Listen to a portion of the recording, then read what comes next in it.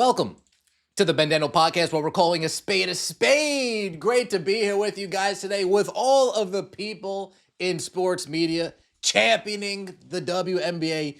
You'd think one of these big wig media personalities, you'd think one of them would at least touch on A'ja Wilson winning Time Magazine Athlete of the Year, right? Elle Duncan, crickets. Monica McNutt, more crickets. Shanae Ogwumike, more crickets. Andrea Carter, more crickets. Carolyn Peck, more crickets. You just don't hear it from anybody. But they did dedicate a segment on ESPN First Take. Nope, they didn't. I'm playing. Jason Whitlock talked about it. Jason Whitlock talked about the hilariousness fashion of A'ja Wilson winning this award over the likes of a Shohei Ohtani, over the likes of a Matthew Stafford.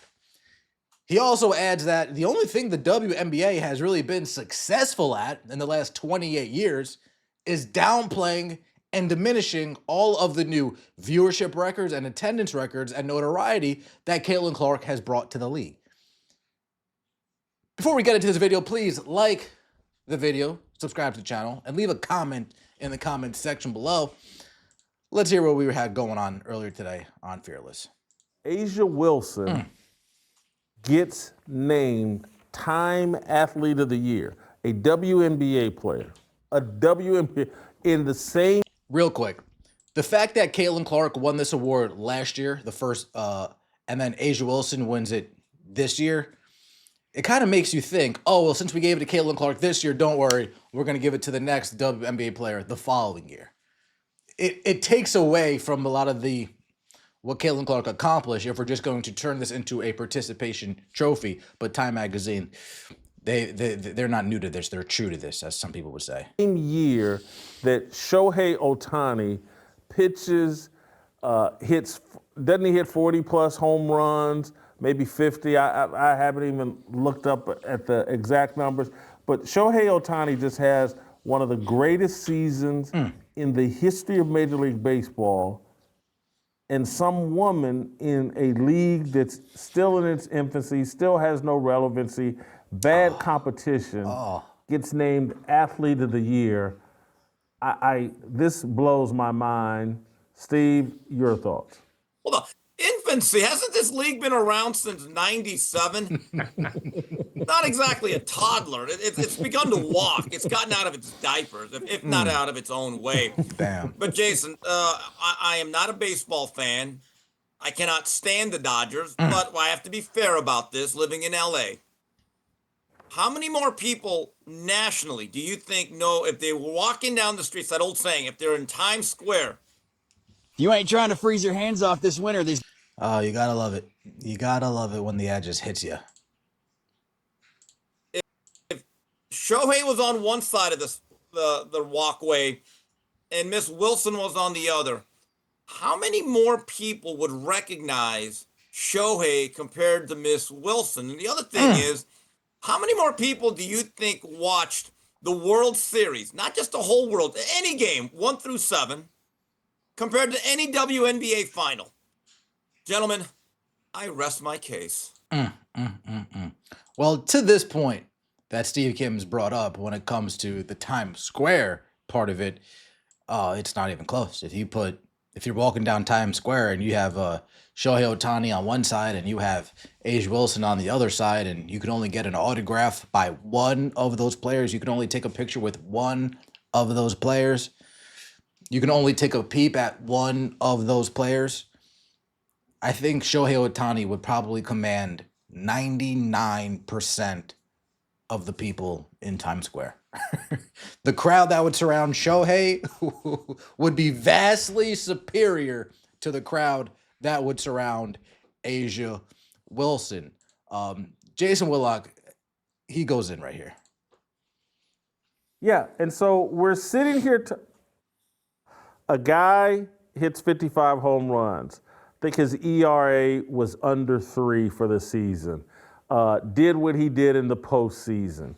Leads the Dodgers to the World Series title in a historic 7-game series.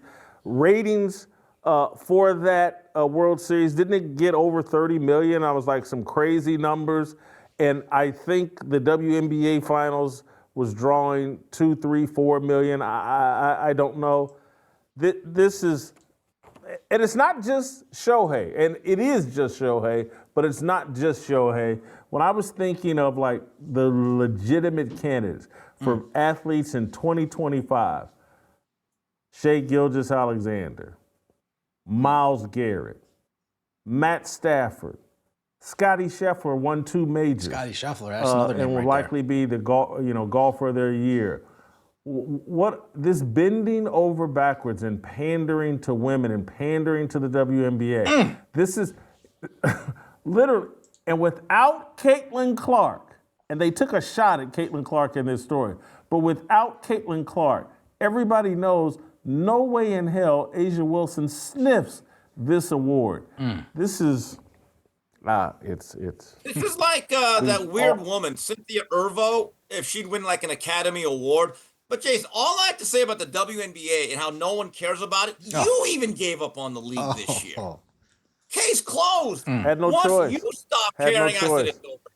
It's over. I mean, I was relieved. Look, You know, let me tell you what A'ja Wilson and the WNBA's greatest accomplishment is. And I say this in all seriousness, and I want your reaction to it. Their greatest accomplishment has been destroying Caitlin Clark. That's like, you took something that special that could have been a gift to give you. Caitlin Clark's an afterthought right now. They have diminished Caitlin Clark, the greatest gift they ever had. That's unprecedented. I don't know. Hey, let's start with. Now, let me add to that. If we're talking destroying Caitlin Clark put a battery in these ladies' backs when it comes to this new CBA deal.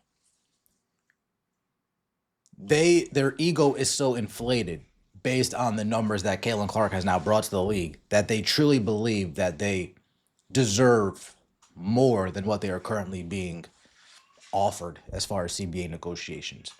If there is a lockout in 2027, if there's a lockout in 2026, this league will never recover. If there is a lockout in 2026 and we miss a whole entire season, and let's say Caitlin Clark doesn't play an Unrivaled, we already know she's not playing Project B. If she goes another year not playing competitive basketball, it's going to be very interesting when you see them return in 2027 and how many people actually come back to the product. I've said this numerous times. The WNBA, it's not a habit for people yet. Watching Caitlin Clark was a habit, a 2-year habit for some, 4-year habit for many. Junior year, senior year, rookie year, sophomore season in the WNBA. A 4-year habit for many. If 2027 comes back and there is a new league, how many of those people that watched over those last 4 years are going to flock back to the product, knowing everything that they've been going through from a fan standpoint over the last few seasons? A lot of people are suffering the WNBA fatigue. That just is what it is. Let me know your thoughts in the comment section below. I appreciate all the support. Like the video, comment, subscribe. That'd mean see you next time, and as always, take it easy.